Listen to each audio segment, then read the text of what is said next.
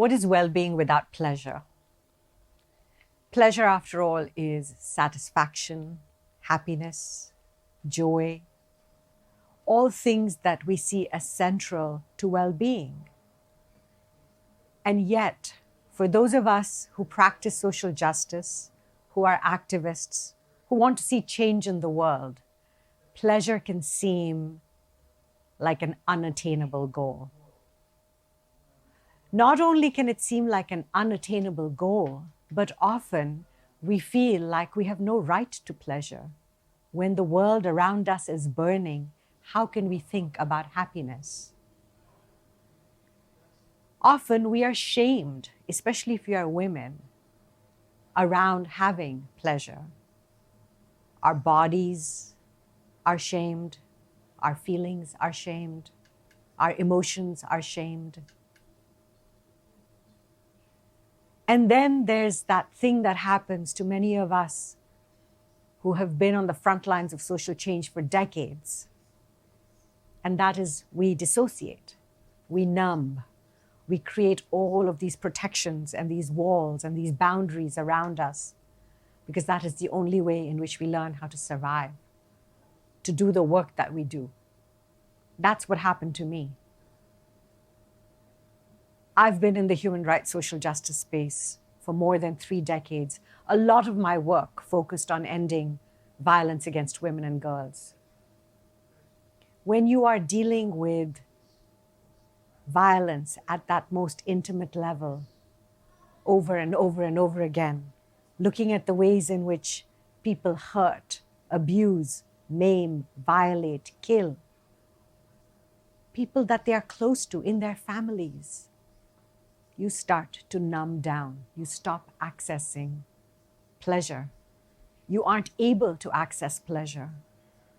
And then from that place of being shut down, that place of being completely traumatized, we try and build new worlds. We try and create new systems. We dream of new worlds that are centered around well-being.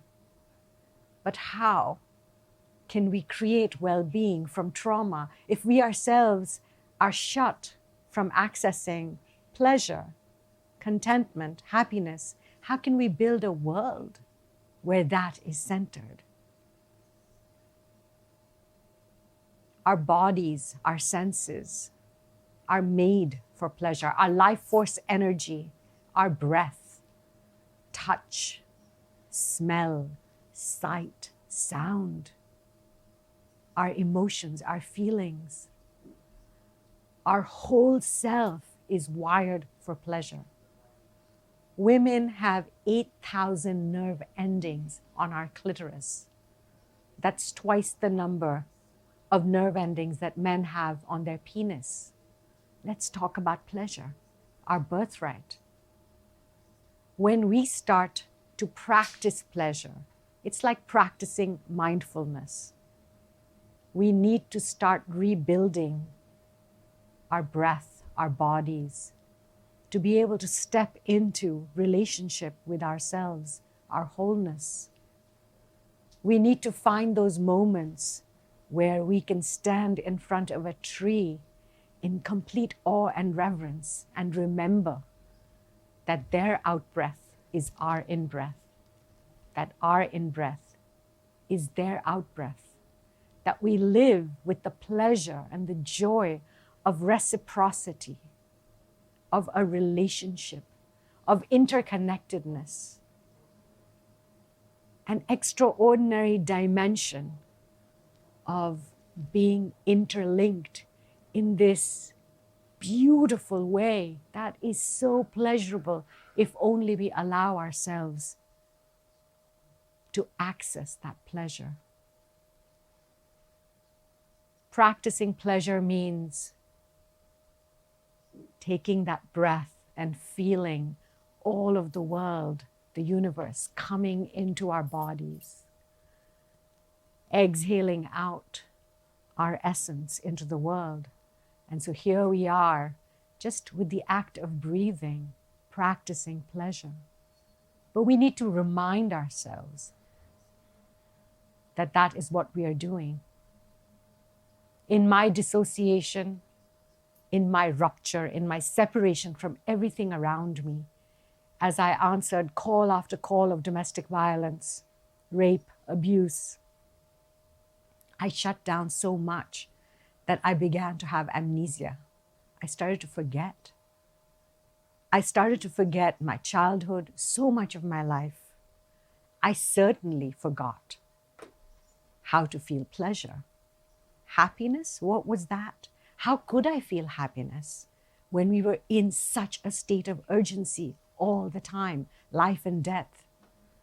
The world right now feels like it is collapsing. We are in a constant relationship with life and death. Our climate is collapsing around us. Children are being massacred in schools with guns. War continues. Violence against so many communities, so many marginalized communities, seems unending. It is so easy in the face of all of this to forget that pleasure is our birthright. It is our life force energy. It is who we are as human beings. Adrienne Maree Brown talks about something called pleasure activism, when the work of justice and liberation actually becomes pleasure-filled. That's pleasure activism. I believe that if we are to create the worlds that we dream of, I believe that if we are to create a world where well-being for all of us and for all beings on the planet becomes central to the systems and the structures we build and create, then pleasure has to be at the center of that journey. Our collective liberation is predicated on our reclaiming pleasure.